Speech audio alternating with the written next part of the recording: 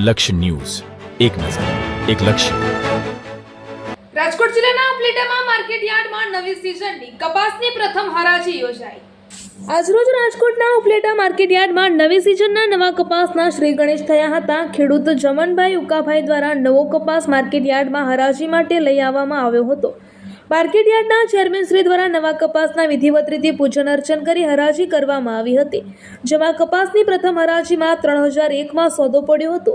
Upleta yard ખાતે નવી સિઝનની કપાસની પ્રથમ હરાજીમાં યાર્ડના chairman Haribhai Thumar Bhole, vice chairman Vinubhai Ghetiya અને સેક્રેટરી રાજ ઘોડાસરાની હાજરીમાં યોજાતા તેમાં ખેડૂત જમનભાઈ ઉકાભાઈનો આજે 80 કિલો કપાસ, કમિશન એજન્ટ બજરંગ ટ્રેડિંગ લેનાર વેપારી ઓમ ટ્રેડિંગ, જેમાં 20 કિલોના 3001માં પ્રથમ સોદો પડ્યો હતો.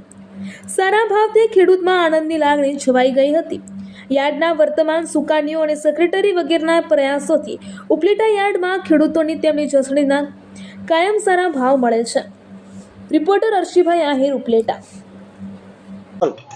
મારું નામ રાજ ઘોડાસરા, ઉપલેટા માર્કેટિંગ યાર્ડના સેક્રેટરી છું.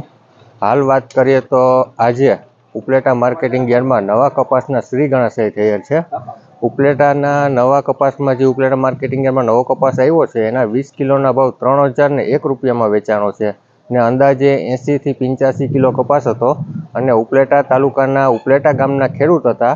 ઉપલેટા માર્કેટિંગ યાર્ડની પેટ કમિશન એજન્ટની પેટી બજરંગ ટ્રેડિંગમાં કપાસ આવેલો હતો અને ઓમ ટ્રેડિંગ વાળા જગદીશભાઈ એ કપાસ લીધેલો હતો. અને ઉપલેટા તાલુકાની અંદર વાત કરીએ તો અત્યારે તો વરસાદ ઓછો છે, પણ ઉપલેટા તાલુકાની અંદર ભાદર, મોજ, વેણુ જેવી નદી આવેલી છે.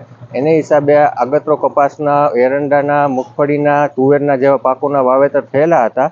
પણ હાલ આ સિઝનમાં જો વરસાદ ખેંચાશે તો થોડોક કપાસની આવકમાં, મગફળીની આવકમાં ઘણો બધો ફેરફાર થઈ શકે એમ છે. જેથી અત્યારે કપાસ સારા એવા ઉભેલા છે, પણ જો વરસાદ થઈ જાય તો થોડુંક ખેડૂતોને સારી એવી આશા બંધાઈ શકે એમ છે.